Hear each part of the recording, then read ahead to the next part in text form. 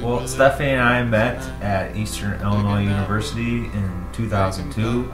So we met about 2 weeks before I graduated. And after about 2 years of dating, we decided to get married.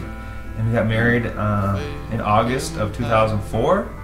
And we decided that we wanted to start having children. And Stephanie wasn't able to get pregnant right away, and so we decided that it was time to get out of the apartment and get into a house. But during that process, Stephanie ended up getting pregnant, and so the house is already in the stage of being built, and we weren't really sure how everything was going to pan out financially, but God totally took care of that. And Stephanie being pregnant, and she barefoot and pregnant, and she started to go into premature labor, and so she was in the hospital for about a week.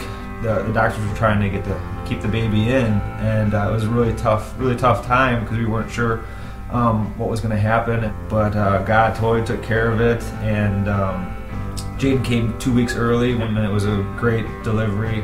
And the house is pretty much ready right after Jaden was born, so everything really worked out and panned out really well. So we lived in the house with our new member to the family for a couple years, and we felt extremely blessed to be in this beautiful house. And around Jaden's second birthday, we started noticing he wasn't quite at the developmental stage that a lot of his other friends were.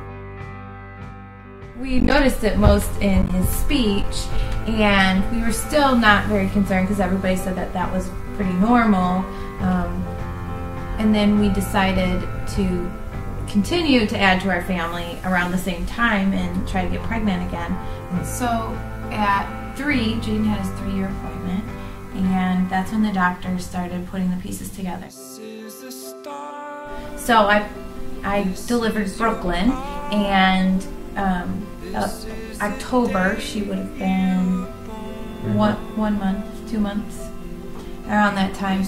We went down, Jaden, Brooklyn, and I, to this appointment. Jet was still at work, and as soon as they saw Jaden, they knew right away that he had MPS. The long term was mucopolysaccharidosis. I'm trying to process what mucopoly something means, and the doctors are getting a little concerned. Again, Jet's not there, and all of a sudden he's kind of like, this is really serious.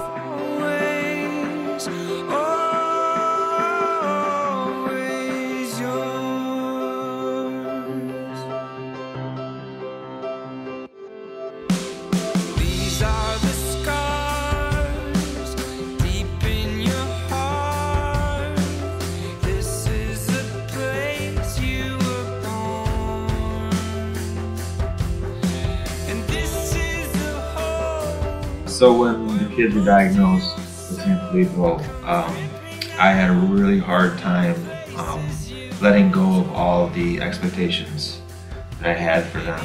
I'm a really big sports guy, and I had big dreams for my son to play football and basketball and just do all the things that boys do and be able to go to their games and help them and practice with them, and even put a basketball hoop up in the front yard, and just a lot of these things that I had just dreams for him, and it was really hard for me to let go of those, and it seems kind of shallow now that I look back at it that I had such a hard time letting go, but it was so hard because I just had all this stuff in my head that I wanted to do with him and that he deserved to do, and these are normal things that sons and dads do, and why can't I experience this like everybody else could? And the same thing with Brooklyn. I was just loving the fact that I could walk her down the aisle someday and give her a kiss and send her to her husband, and have a father-daughter cry about it for a little while, and have a father-daughter dance, and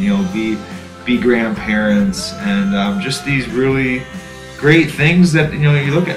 They're normal expectations that parents have, and they're good, and they're not selfish, but it was so hard for me to let go of all that stuff, and but it's our reality, and we know that God, didn't make a mistake, and so it's learning to start or to dream new dreams and have new expectations. Yeah, about things. So through the process, I think what we've learned, it's been 1.5 years since our diagnosis, and God's just really been refining in us kind of what He wants from our life and what's really important.